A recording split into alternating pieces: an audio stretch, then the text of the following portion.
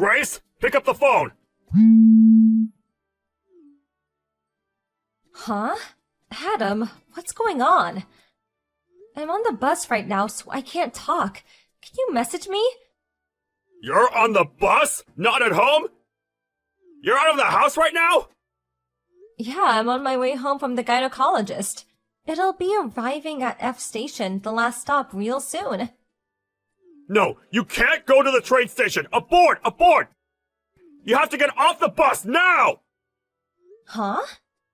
Pull the stop cord! Have the driver stop where you are now and get off as soon as possible! After that, you need to escape to your parents' house! Huh? My parents' house? Escape? It would take me an hour to get to my parents' place from here. But in any case, it still involves going to F Station. No, you can't get on the train! But our baby's due this month, and I'm way too pregnant to be driving myself. Get a taxi! What? I don't have anywhere near enough money in my purse to afford a taxi journey that far. Leave it to me. I'm gonna call your parents. I'll tell them to expect you, have them pay the fare, then give them back the money myself later. Please, Grace, you have to listen to me! But Adam, you said escape. What does that mean? Why are you in such a panic? You're scaring me, babe. My mom found our new address! What? I got a call from my brother. One of our loose-lipped relatives carelessly said more than she should have, and now my mom knows where we live again! I pulled the stop cord and got off the bus early. Good. Now you have to get a taxi! Do not get on the train, whatever you do! And don't go anywhere near the house! It's compromised now! Got it.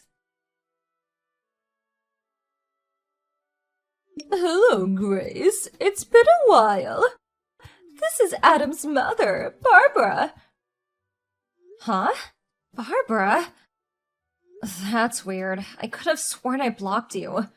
Uh-huh, so you did. I knew it. I didn't want to believe you'd do such a thing, but no matter how many messages I sent, there is no red mark, and not a single reply. You've got some nerve to block your own mother-in-law. Just who do you think you are, young lady? Do you have any idea how much trouble I had to go through to change my number? I had to buy a new phone. Did you forget that me and Adam said we didn't want you in our lives anymore and broke off all contact with you? Of course I didn't. However, I never agreed to it in the first place. Which is why I still fully intend to be part of your lives. I see. So I suppose that means what me and your son want is irrelevant then? I'm the one who asked the question here. Oh yes, that reminds me. I heard you're pregnant, is that true? And you're a month out now? Girl or boy? Why would we have any obligation to divulge that kind of personal information to someone we cut out of our lives and broke off all contact with? So you don't want to tell me. That can only mean one thing. It's a girl, isn't it? Excuse me? If it really is a girl, you'll be putting it up for adoption. Adoption? Not only that, you'll also be divorcing that good-for-nothing Adam and marrying my eldest son Cedric instead. What? Think about it. It's in your best interest to spend your life with my eldest son Cedric. He'd give you a far better life than anything my failure of a second son Adam could provide you with. But good grief, young lady. Will you make sure you at least produce a boy this time? In any case, my Cedric is brilliant, so it'll most likely be a boy if he's the dad anyway. What the hell are you talking about, Barbara? You're nuts! A baby's gender isn't exactly something you can control, is it? Besides, I'm Adam's wife. Why would I marry Cedric? I don't need to listen to the misinformed whining of a lowly bride. Know your place in this family. Anyway, I'm on the train at the moment. I'm on my way to see you as we speak. I'll be at your house before long, so the three of us are going to be reunited very soon. I'll be living with you until the birth. While I'm there, we'll be making the preparations for the divorce with Adam and your subsequent remarriage with my brilliant Cedric.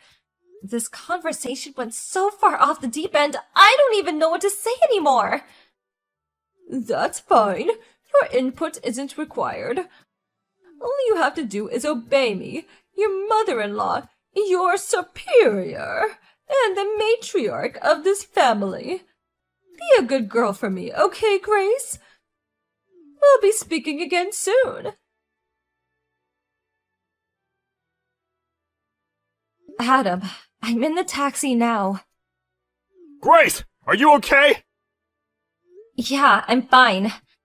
I managed to dip out of the office early, so I'm on my way to your parents' house myself now, too. That's good news. Are you driving? I noticed your message as I was slowing down for some traffic lights, so I pulled into a nearby convenience store car park to reply. You didn't run into my mom, did you? You didn't run into my mom, did you? No. But I think it was a seriously close call. Huh? How do you mean? She sent me a bunch of messages just now. Seriously? Didn't you have her blocked? I did, but apparently she bought a new phone and changed her number so she could message me again. She really will stop at nothing. What did she say? Where do I even begin? Well, firstly, she thinks she's living with us until the baby is born. Oh yeah, and she also says I'll be divorcing you and marrying your brother instead. What? That's not even the last of it. She said if the baby's a girl, we have to put her up for adoption. Oh my god, has she lost her mind? I thought having her blocked all these years might make her reflect on her behavior for a change, but if anything, she got worse. I'm so sorry for all this, Grace. To think this is all going on at such an important time, you already have enough on your plate without having this crap to deal with. I'm fine, really. Thanks to your quick thinking, I was able to change course before running into your mother. If not for your message, God knows what kind of mess I'd be in now. I'm just pleased it got to you in time. I really am sorry. That's fine, honey. Thanks for looking out for me. It really means a lot. Grace, I'm not happy with you. Pretending to be out? Seriously? What grown woman behaves like this? Come to the front door and let me in now. I'm well aware this is yours and Adam's apartment. You can't run anymore and you can't hide. Hey, are you listening to me? Let me in. I'm not going anywhere until you let me in. So you may as well just be an adult about this. Come out and face the music. Mom, long time no see. Is that Adam?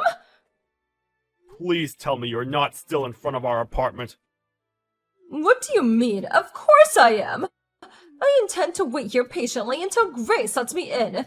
And believe me, I can be very patient when I need to be. Listen, here's the thing. Grace isn't there. Huh? Come on, Mom. You must have been there, what, over an hour by now? Did it not occur to you that we might be out? Don't talk such nonsense. It's only natural that your wife would wait at home to make the necessary preparations to entertain me, your mother, her superior, and the matriarch of this family. On the occasion of our reunion, no less. Not only that, but I heard she's due to give birth this month. You can't expect me to believe she's going out, gallivanting in the distant lands while 8 months pregnant. No, she's probably in there now trying not to make any noise. The coward! No, she really isn't there, so you're wasting your time. Good grief. I've said it before, and I'll say it again.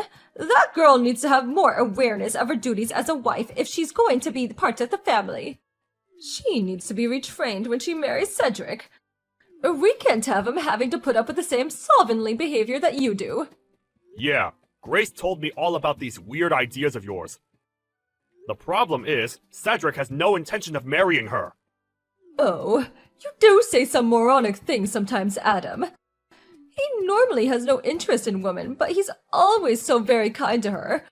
I've never seen him that way with a girl before. That can only mean one thing. He likes her. It's my job as a mother to make the eldest son happy. Which means the two of them have to get married. It's the only thing for it. I guess that means my happiness is irrelevant because I'm the second son then? That's a very you thing to say, Mom. I see you haven't changed a bit. One thing you don't seem to be aware of, though, is that it was Cedric who introduced me and Grace in the first place. Huh? It was? She's a longtime friend of Cedric's girlfriend. What? Cedric? Girlfriend? My Cedric had a girlfriend? Has. They're still together. They were childhood sweethearts. They met in high school, so they've been together well over 10 years now. Well, this is the first I've heard of it. That's probably because he didn't tell you. Why not? I'm his mother! Oh, by the way, that reminds me. Cedric isn't at your house anymore. He moved out today. He did what? You have no idea how long he's been biding his time, waiting for the day he could finally escape from your tyrannical clutches. Which is why he's been making preparations to move out in secret, waiting for his chance to win his freedom once and for all. He saw how distracted you were by your mission to track down me and Grace, and knew he had to go for it now or never. He made his move the moment I sent him word of Grace making it out safely, and he won't be looking back. Remember how he switched to remote work a little while back?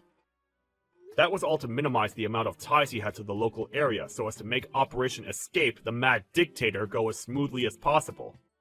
And guess what? It looks like it did! Oh my god, this can't be! Cedric's my eldest son! It's his duty to protect this family! And what about when I get old? Who's gonna look after me? Do you expect me to go into a home? It's funny how you say, this family, as if it actually means anything anymore. You're all alone in the world because of the way you treat people, Mom. You no longer have a family. If you want to chase him, chase him. Grace and I won't be telling you where he's going, though. Apparently, my mother-in-law left immediately after that. According to one of the neighbors, she showed up and rang the doorbell for over an hour.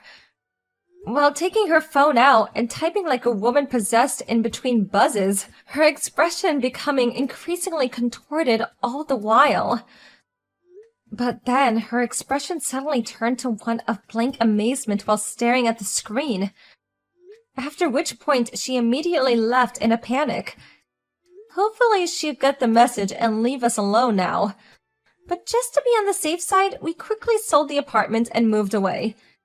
Cedric, my stepbrother, finally married his childhood sweetheart girlfriend.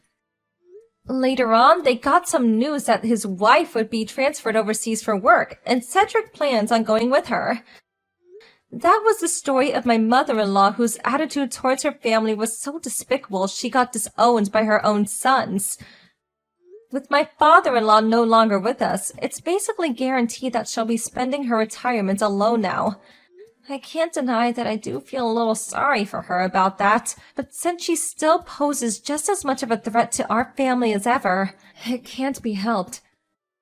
Me and Adam definitely have no intention of helping her after everything she did to us.